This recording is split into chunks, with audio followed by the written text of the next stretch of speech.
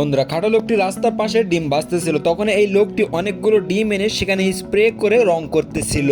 খাটো লোকটি তার দোকানে ভাজা ডিমগুলো 100 টাকা পিস বিক্রি করতেছিল। আর তারপরে এই লোকটি একটা কাগজে 500 টাকা লিখে সে রং করা ডিমগুলো আস্তে আস্তে খাটো লোকটার ডিমের কাছে নিয়ে আসতেছিল। তারপরে খাটো লোকটার ডিমগুলো সে চুরি করে নিয়ে নেয়, আর খাটো লোকটার ডিমের বদলে তার নিজের রং করা ডিমগুলোকে খাটো লোকটার কাছে রেখে দেয়, আর সে কাগজটাও বদলে নেয়। তারপরে লোকটি গিয়ে তার দোকানে সেরকম ভাবে সাজিয়ে নেয় যেরকমটা খাটো লোকটা সাজিয়ে রেখেছিল।